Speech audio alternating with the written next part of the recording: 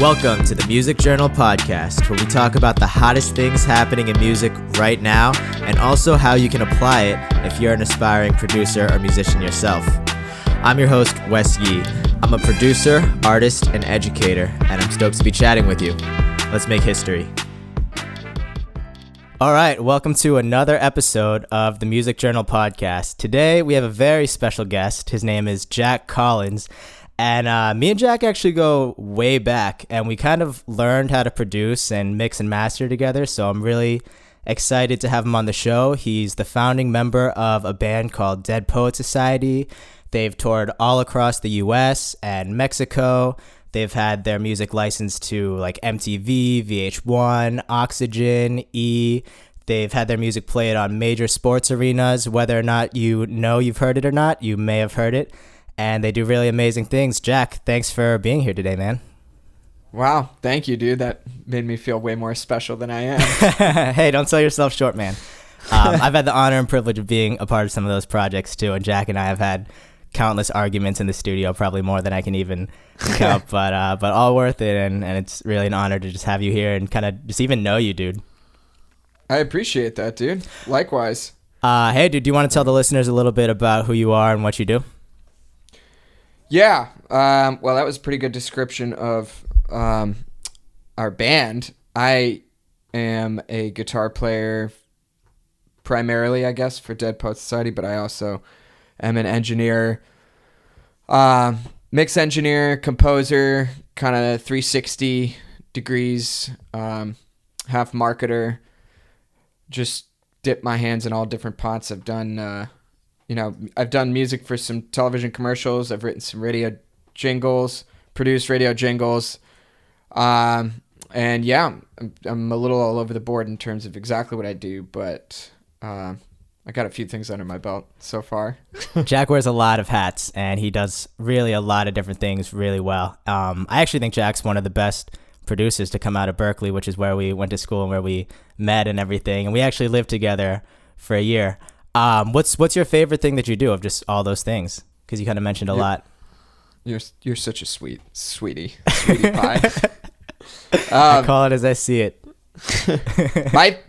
my favorite thing to do is I don't know. I think there are great parts about every element of it.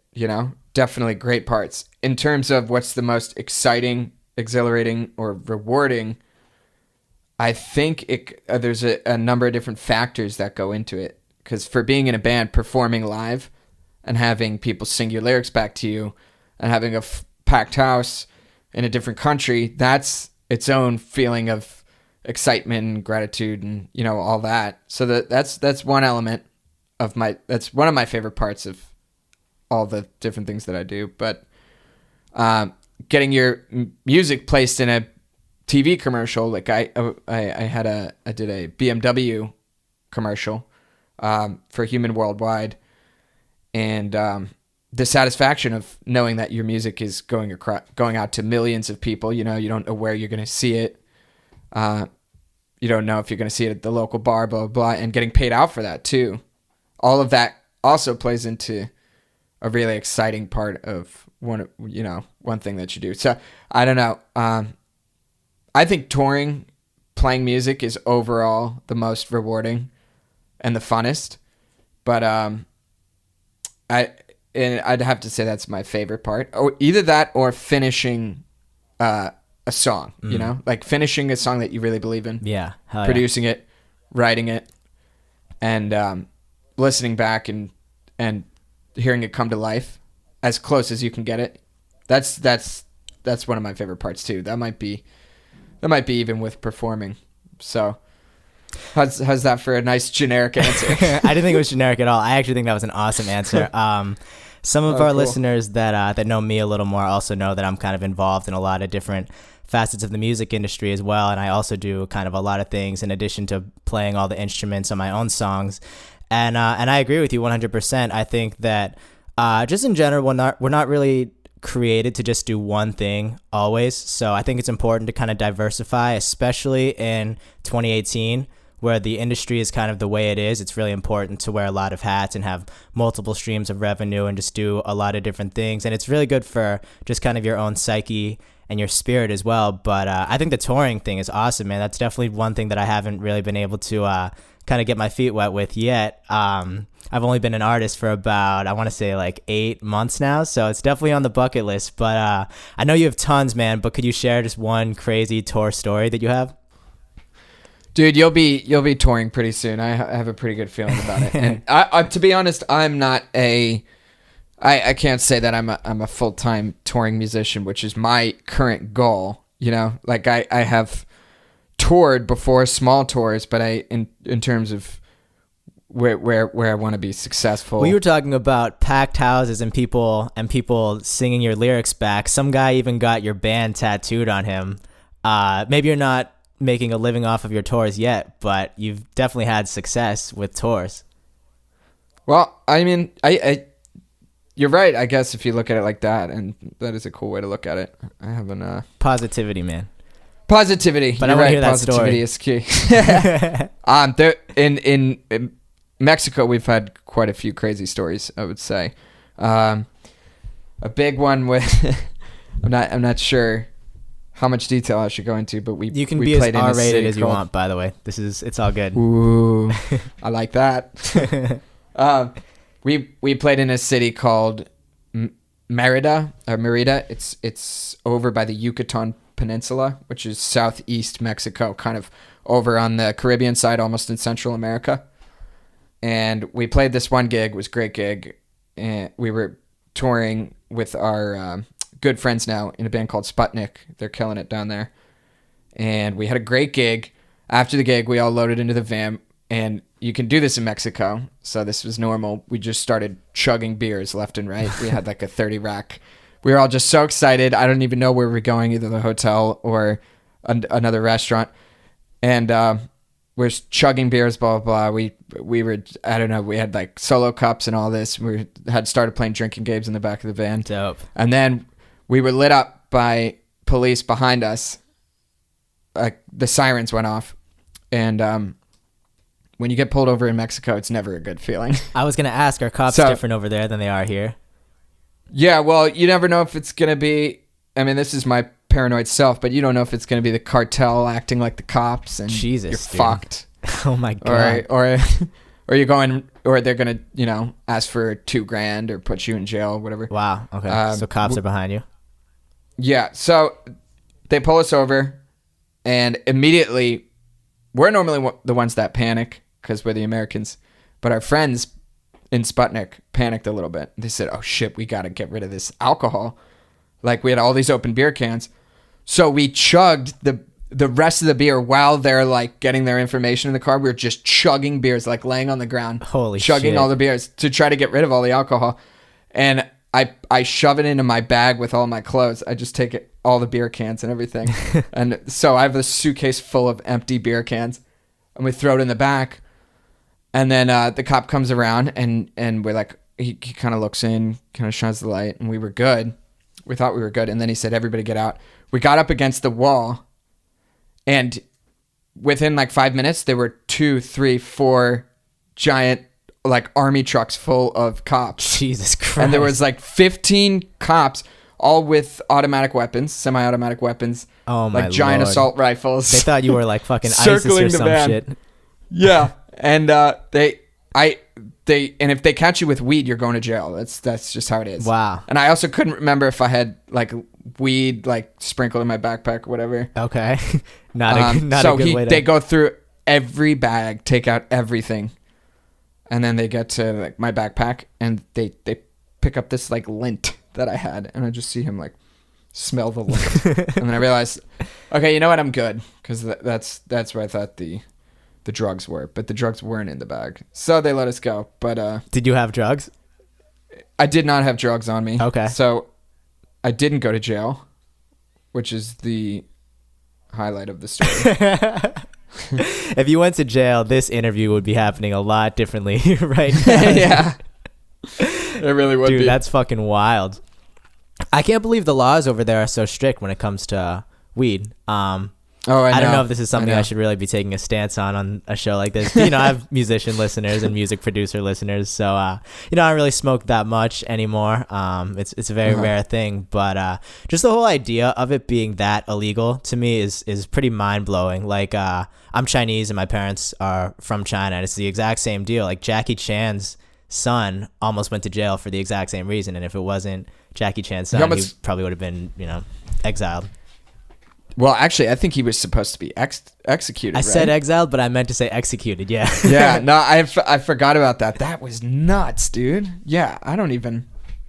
That story doesn't surprise me at all either, dude, because back when Jack and I were like juniors in college, it would be like a Wednesday afternoon, like 3 p.m., and we'd be getting out of our mixed class that we had together. And Jack would just come up to me and he'd be like, yo, so do you want to like power hour or something? And if you don't know what a power hour is, it's basically where you take a shot of beer every minute for an hour, which doesn't sound like that much, but after an hour of that shit, you're fucking gone. It's the best drinking game there is. It's by far the best drinking game there is. So at like 19, 20 years old, me and Jack on a Wednesday afternoon, it became almost like routine. We would fucking get a 30 rack of like the shittiest beer you could possibly think of, and we would just fucking power hour. God, it was so fun. We had Doesn't so much surprise me at fun. all. Dude, it was great, dude. Doesn't surprise me that the empty beer cans were in your backpack. Yeah. And it also doesn't surprise me that you were able to chug all of them like that. Hey, another question is, what's something people wouldn't guess just by looking at you? Like first impression. I don't know. Great answer.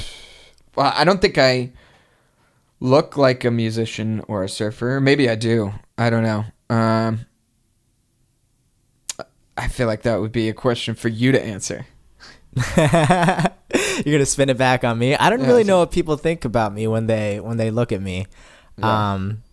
But it's kind of an interesting question. It is. It's weird to think about. I guess I don't really think I look like a musician skateboarder either, but people typically figure out pretty quick after talking to me for a little bit. Just after a little bit of conversation. So the topic I wanted to talk to you today about was, I guess, just overall being a non-mainstream artist in kind of like a mainstream world. What's your take on that, and what made you want to kind of pursue that avenue as opposed to doing, I mean, your music's really accessible, but just something more commercially accessible? You mean like pop, like going into? Yeah, I mean, you do hard rock or hip hop. Yeah. Yeah. I don't know. I think starting out, when you're forming in a band or you're writing your own music, it's kind of hard to say, this is the style of music I want to make. Even if you listen to it, or I don't know, you know what I mean? You're not going to, I would never have started by making pop music because that was never my favorite kind of music. So being a non-mainstream music is not really a conscious choice, I don't think, in my opinion. If I tried, it wouldn't be very good because I don't know how good that kind of music is because I've never enjoyed it the way other people enjoy it, I actually think that you're an incredibly versatile music producer, and I think you have a really good ear, and you're really good at yeah, no problem. And I think you're really good at hearing subtleties and then kind of emulating them as well. Cool. I think it definitely presents a lot of challenges, I guess, not being as interested in mainstream music. So I think it's awesome that you took that route, but do you find that it was easier to kind of stay authentic and kind of keep true to yourselves and kind of the integrity of you and the band by doing the style of music that you do? I think when you're writing music in a band or by yourself, you're always kind of going back and forth between, would this be cool and does this feel natural? Because and I know, what's the lead singer of 21 Pilots? Do you know his name? I don't know his name, but I know exactly what you're talking about. He talks about that controversy that he deals with personally in a lot of his songs, through his lyrics. And I always found that incredibly relatable in a lot of his songs where I agree with that. It's like, you want to think that when you're writing producing music that you're doing it just for you. And I'm doing this because I love it. And I don't care what anybody else thinks. Fuck that, you know? That's what you're thinking to yourself. But there's always that, like, oh, that's kind of lame. Oh, but that's not really that cool. That's cool, but that's not really that cool. You know, you are thinking about what other people are going to think. And if you're not, like, first of all, I'm jealous. You know, I don't want to lie and say that everything I do is just for me because I love it. It's blah, blah, blah. No, I'm trying to make something great, and that requires not just my opinion, you know? You can't just, this is obviously my perspective. Some people think great art is just great because it comes from you, and it's, you know, it's all different. But to me, there's great art, there's good art, and there's bad art, you know? I get what you're saying. You kind of have an obligation to your fans, right? Because they're the ones you have millions of streams on Spotify. You have what, like 53,000 monthly listeners? Something like that? Yeah. We have a good amount of Spotify listeners. I was just going to say all those people are kind of waiting to hear something specific. And it's something that's specific to them. Right. And it's so based on the way that they've perceived your past music and your past art that you've put out. So if you're not in the same state of mind or the same stage of life as you are back then than you are now when you're making this new content and this new music, you know, it's a lot of pressure, and it's kind of an obligation that you have to fulfill to your fans, who are really the reason why you're at where you're at in the first place. So I could totally see that being challenging. How do you find that balance? Do you eventually just say, screw it, I'm just going to put out what I want to put out? Because there has to be a point where you just put it out regardless, right? Like, have you ever had that feeling of not thinking that a project is done, but just having to put it out anyways? Yeah, I think that's a great question. Both parts of that are really good. To answer the latter, every single time we're ready to submit a recording, I have fully convinced myself that it's not releasable. It does not matter how much I liked the song at one point. Like the last song we put out, Coda, I haven't put it on since, because right before we released it, I was just like, no, this is terrible. This is so bad. No one likes this. It's not very good.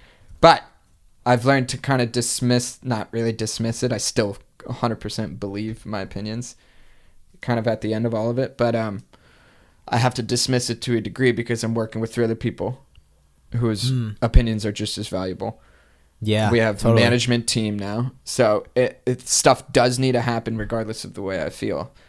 But the first part of your question, remind me what it was again. It was really good. It was well, I mean, I think you pretty much nailed it. What would you suggest to an artist who kind of has those thoughts and those feelings, and can't just dismiss them the way that you do? Well, if you're just starting out, I think there's no pressure to put out music instantly.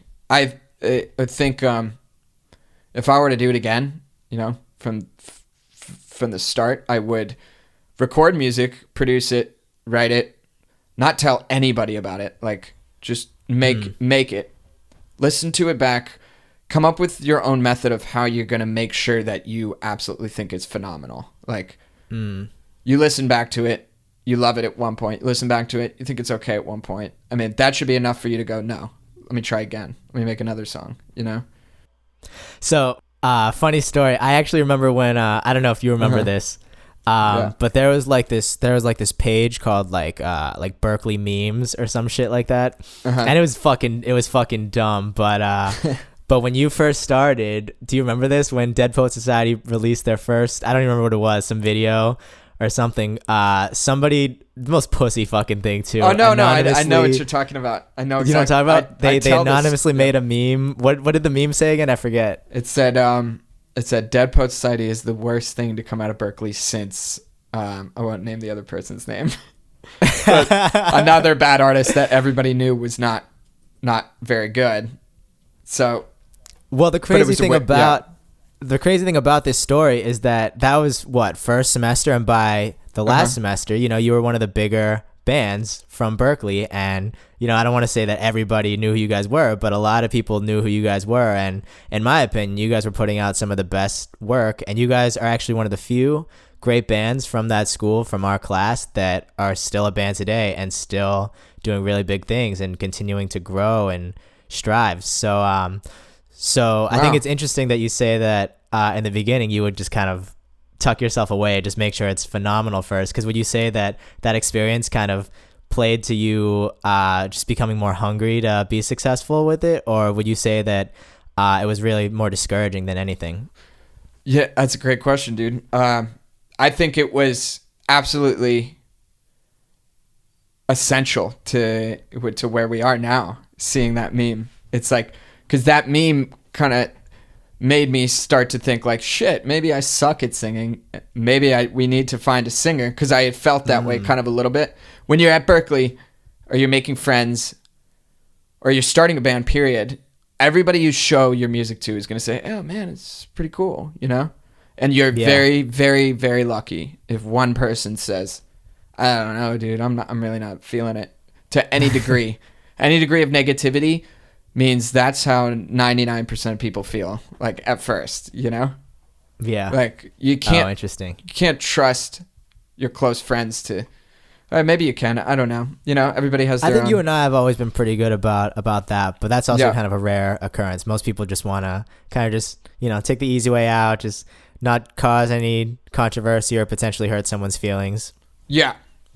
I think in terms of perseverance and sticking with a band or a project, the thing that will get you closer to success is focusing 100% on your music, Like, if you just keep hacking at it, you know what I mean? Like, keep stitching the seams, like keep working at it, keep making it better and better. Like, a lot of people think that's obvious, It just, obviously with time it'll get better. It's like, not really, dude. You actually have to think it's terrible constantly in order for you to make big improvements, I think, when the artists are, I don't think it's or sorry to cut you off. I don't think it's obvious at all, to be honest. I think once you've done it, it may seem obvious just because you've already done it. But that overwhelming feeling of just seeing how far you have to go and where you're at now can be really daunting until you start. So I think the most important thing is to just kind of start and put yourself out there and kind of develop your skills and your talents, and then eventually you get to that point. And it's also really important to realize that Dead Poet Society is killing it right now, but at one point they weren't killing it, and the band bigger than Dead Poet Society at one point wasn't killing it, but they are now. So I think you're totally right and on the money about the time thing. I gotta ask, man, what's your one biggest growth strategy for your band that you think has contributed to your success? When you say growth, do you mean social media growth, Spotify growth, YouTube view growth, live show growth? What do you think? So that's interesting because they are kind of different, huh? Yeah, and they blossom at different times too. Yeah, true. I'm gonna say pick the one that you think is the most important, and let me know. Do you think social media is? I'm trying to figure out every day what's the most important, and I think I think live shows are the most important, but I also don't know, because if you're a local band, you can bring 250 people to your local show, but you have 50 Spotify monthly listeners. I'm not sure if that indicates that you're going to be a very successfsul artist. But in our situation, where we're out here in LA, we still don't draw very big crowds. But we have all these listeners on Spotify, which is a better indicator of the direction your band will go in. Who knows? Well, you guys also just moved to LA, so it's still pretty fresh, right? We've been here for a couple of years. We're starting to draw, but like, if you'd stumbled across us, you wouldn't expect us to have started 6 years ago if you saw us live in any of the number of venues we play in. But growth strategy, there's definitely important strategies, and it's not just if I were to think about it, the most important thing, I think, is just increasing your amount of opportunities as much as you can in any direction. So yeah, you could, it's not really about one strategy, like, oh, this type of marketing campaign works really well in this country, blah, blah, blah. It's more like, what are the 5 things you're doing this week to increase this happening or this happening? And as long as that you have that every week, something will happen in one way or another. Like, be specific though. Like, how do you get those opportunities? Like, what's one way you got an opportunity? Like, you have a big management team now and everything, and you've had people who wanted to invest in you and labels reach out to you. What did you do to get those opportunities, or how did you start with smaller opportunities that eventually led to bigger opportunities? That's a good point. I think our social media has a lot to do with our opportunities, because I'm trying to think all the way back, because there's what the way I'm looking at it now still feels the same way as it did years ago. But now when you say these things, I'm like, oh, okay, well, we do have that. That is true. Huh. You know? Yeah. Strategies, you want to pick something and work backwards. Like, what do you want to do? You want to get 10,000 streams on Spotify on your new single. Okay, who's done it? This band did it.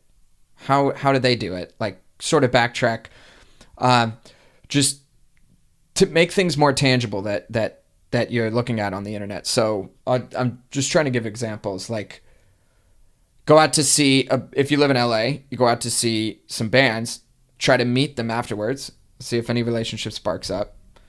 You know, if you can get a relationship going there, the quicker you'll make friends. So let me backtrack a little bit. I'm kind of going off on left field right now, but go for it. Relationships are very important. In fact, I think that's the only thing that attributes our success other than our music, because the first time we had our viral single in Mexico, that YouTube video when I lived with you, Sound and Silence, that was luck, because we had tried so many different things. Our growth strategy at that moment was to advertise in Mexico. We put a couple $100 on an ad. It happened to be seen by a popular YouTuber. That was just one. That was one hit in a collection of misses. It just happened to work. We got lucky. It was a break. But we developed that relationship with that YouTuber. He's in the band Sputnik that I mentioned before. We toured with them several times, and that relationship with him led him to shouting it out more and more, introducing it to us to other bands in Mexico. Touring down there, finding a booking agent, being down there several times, you know. So that's just one area of our career. Then our licensing and stuff like that happened because I was really interested in commercial composing, and I just tried to meet as many people as I could in that market. Well, I think someone mentioned to me a couple companies, hey, did you know that companies license out independent bands' music to commercials all over the place? Oh, cool. No way. I had no idea. Just out of a conversation. Then we found Marmoset Music through that. Marmoset Music has given us, enough money to go tour several times. They've placed our music. They pitch it. They're great. They're an incredible company. We're still working with them to this day. We still get paid out from them. I mean, it's not big money, but that just came from a conversation from someone I met because I was interested in this. It's just a long chain of relationships, So if there's ever growth strategy, number one, I think, is if something is happening in your area, like an event, a show, go to it. Don't sit at home and sing into your microphone and think you're going to write the radio hit. This is going to be the one. I do that all the time. This is it. This is going to be, but that's great. Keep doing that. But if you're not going down the street to try and meet someone who will just be like, well, here's all you got to do, dude. Just do this. Like that happens all the time out here. That's what's so fucking cool about LA is because we think we have all this shit figured out when we don't I don't know anything, So I'm like, how do I tour with these fucking bands? I want to open for these big bands, so we'll finally have this big shot. And if you sit on your bed with your acoustic guitar and think about it all day, it's just gonna remain like this mystery. But if you just try and think like, okay, how do these big bands tour? How can I connect with these bands? Okay, well, So who works for them or works with them that's in easier contact than the band itself, because big bands don't have time for you. So they work with producers, they work with engineers, they work with managers. So let me reach out to their managers, let me reach out to their producers, engineers. Maybe there's a band opening for them that knows them. It's just like, and so we're now working with a producer who we met through our manager's friend, who's now become our second manager. And he has a connection there that way. So we met this producer, Alex Newport. He's a legend. He produced City and Color's last album. He's going to be doing our next single. Wow. And we met with him at his house, talk about pre-production and all this. And he basically says to me, oh, I'm going to see blah, blah, blah next weekend. You should tag along. I'll introduce you to the bands. And to me, I was like, there we go. Like, that's an avenue. That's a leg in. So you meet a band that you really like, that you're a fan of, that he's already worked with. You become friends, and then they go, hey, dude, you should come on tour with us. It happens like everything else that's been successful for us happens that easily. Like, you're just in the same room with someone, you're having a chill time, and then they hook it up. Like all the social media people, big YouTubers, Instagrams, models, even bands, artists, that all happens like that. They're with someone who has 10 million followers, and they're just being chill, like normal and whatever. They become friends, and then they get shouted out. That's how it happens. That's the only thing I've really learned. That was a rant. Dude, I think that was all awesome. I think you killed that. Thanks, I just dude. want to reiterate the 3 main takeaways that I got off of that. So the first one was to reverse engineer just something that someone else has done. So if you want 10,000 plays on Spotify, see how somebody else got 10,000 plays on Spotify. An easy way to do that is you can go to their Spotify page, click About, and it'll actually show you the playlist that people discover them on. So then you can go and reach out to those people. Yeah. That was the first takeaway I got, reverse engineer. The second one was network, get to know as many people as possible. And the third one was just kind of keep your wits about you. Just kind of be yourself, but also kind of take action and put yourself out there. I think those are 3 amazing tips for any mainstream or non-mainstream artist living in this crazy fucking mainstream technological world that we're in. Yeah. We're almost out of time, man, but I ask this question on every show. I'd love to ask you. I get really cool answers from it. I know you're going to have a good one for it, but if you had unlimited money, no strings attached, what would you do and why? Oh, I think about this a lot. Well, I think about it as if I had $5 or $10 million, because that to me would be unlimited money, Okay. First thing I would do is hire out my favorite marketing teams from all my favorite artists. And I know with enough money, it wouldn't be that hard to get in contact with them. So, I'd take my favorite bands that I think who have the best social media brands, who have the best sounding records, who have the best blah, blah, blah, blah, blah, blah, you name it. Most of the bands I listen to have one or the other. I would find the perfect teams for each category, put them together. Obviously, in a perfect world, it would work. Make our band as successful as we possibly could be with the talent and music that we have. And as soon as it happens for us, because if you put $25 million fucking dollars behind something, it works.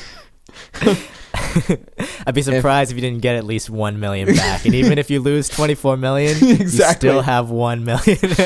Exactly. That's exactly it. So that would work. And then after that, if I had unlimited money, I would do it for every of my favorite bands, every single one of my favorite bands. That would be the easiest way to do it. Wow. Blow everybody up you can. I think about that already. You think about success and how much you want it and how much better you'll feel once you get it. But then it's like, okay, I anticipate that happening. I anticipate becoming successful. But what is after that? I don't want to be finished at that point.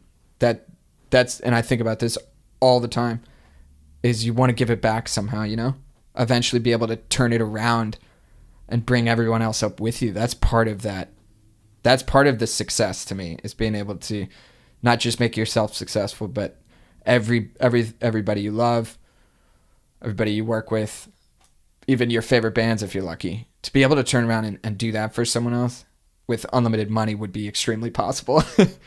I fucking love that, dude. I love that you want to just give back to everybody who, has helped you some way along the road, or even just somebody who you vibe with and just has been in your corner. I think that's fucking awesome. Yeah, dude. I mean, it's not like it's almost, you do it I think about it selfishly, because if you give it back and you make everyone else successful, that's just going to feel really good. And that sounds like I'm trying to sound like a good person, because giving back, blah, blah, blah. Yeah, we all know that. But you have to think about it selfishly. Like, wouldn't that just feel awesome? It doesn't sound selfish when you describe it, but you do it. We could literally do an entire episode about just why you feel good when you give like a homeless person $1 or something. You're right. You're right. I think that's just I think it's part of our wiring. I think it's in our nature to want to kind of, bring other people up, unless you're like a fucking psychopath or something. Or, if you're listening and you're one of those people who just really hates helping people, power to you too, I guess good luck. But I think this kind of also goes back to what you were saying, just about your advice to artists in general, is to give value, because if you can give value somehow to somebody, then it kind of makes them want to network with you more. You have managers because they saw value in you and your band and just wanted to be a part of the project and a part of the team. So I think that's dope, dude. Hey man, where can my listeners find you? I know you have your band stuff. You can totally plug that right now. And I know you have a podcast as well, so share as much as you want. Yeah, if you look up Dead Poet Society on Spotify, that's Dead Poet, singular, Dead Poet Society on Spotify.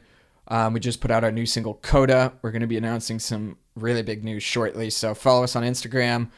It's We Are DPS. That's the initials for our band. If you want to follow my podcast, I have a podcast called Beers with Bands, where I have aspiring bands in the SoCal area on. We discuss the music industry. You can look that up. It's on all of the major podcast streaming services. And so I think that's all the shit that I need to plug. And then you'll find my Instagram too. So on there, through your rabbit hole, if you go down a rabbit hole, you might find my Instagram. Give me a follow. Jack, thank you for being on the Music Journal today, man. Really appreciate it. You got it, dude. It was awesome. Thanks for having me. Thank you for tuning in to this episode of The Music Journal. I hope you enjoyed it, and I hope you got a lot out of it. If you want to know more about me and what I do, I just put out a personal EP on Spotify. You can go to bit.ly/Wes Yee Spotify. And if you want to know more about music production, I teach an online course about it too. Just shoot an email to wes@homestudiohits.com and I'll send you an application. Just for filling out the application, I'll send you a free sample pack of sounds I use to make the instrumental you're listening to, and more. All these links will be available in the show notes, so you can check them out there. And while you're there, if you feel inclined to rate this show 5 stars, that would really help me out. Other than that, make sure you subscribe so you don't miss an episode. Thanks again. Peace.